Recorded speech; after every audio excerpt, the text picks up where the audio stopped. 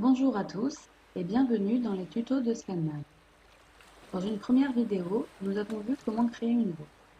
Dans cette deuxième vidéo, nous allons voir comment utiliser cette route en navigation.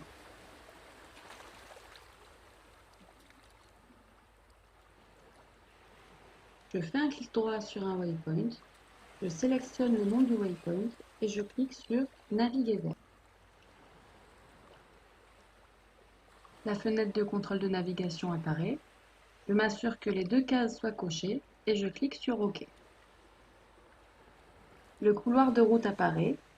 Ce couloir correspond aux préférences que j'ai indiquées dans les propriétés de la route, comme on l'a vu de façon détaillée dans le premier tuto vidéo. Ici, j'ai choisi un couloir d'une largeur de 0,5 m. J'active ensuite le GPS en cliquant sur l'icône GPS, puis sur Activer les pouces.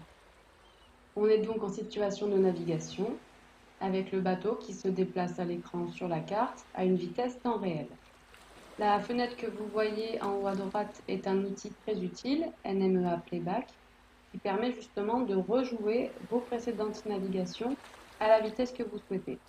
On en parlera de façon plus détaillée dans une prochaine vidéo. On va maintenant sélectionner les répétiteurs.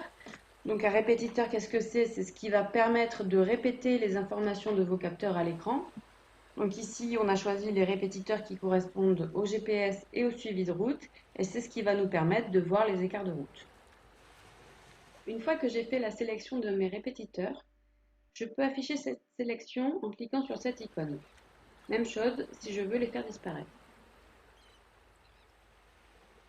Les répétiteurs apparaissent ici au premier plan. Ce sont ceux qu'on a choisis qui correspondent au GPS et au suivi de route. Donc on voit qu'on a un écart de route de 18 degrés. Si vous mettez quelqu'un à la barre qui ne sait pas naviguer, par exemple, vous pouvez lui dire de suivre la flèche. Là, on voit bien qu'il faut prendre 15 degrés sur bâbord pour être sur le waypoint d'arrivée. Ce répétiteur, vous pouvez l'agrandir, le diminuer. Vous pouvez aussi le mettre en plein écran, ce qui est très pratique pour voir la correction de cap depuis votre cockpit.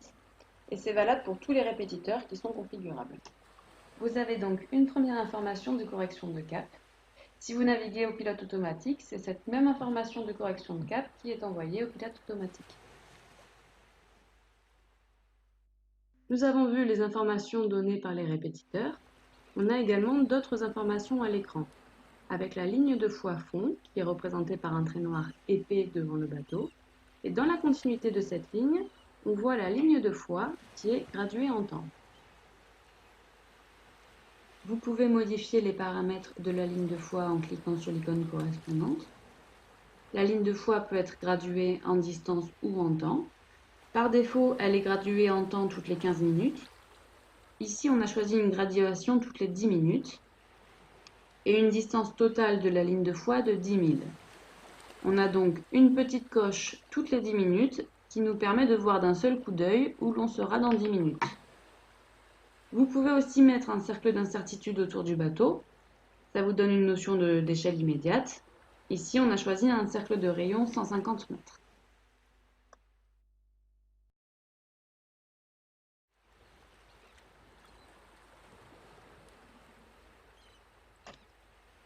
Si j'ai besoin de modifier ma route, je clique sur l'icône transformation de route, comme on l'a vu dans la première vidéo tuto, et je déplace, j'ajoute ou je supprime un waypoint. Là, on voit qu'en déplaçant un waypoint de destination, mon répétiteur de correction de cap change automatiquement vers bâbord ou vers tribord selon la modification que j'ai faite.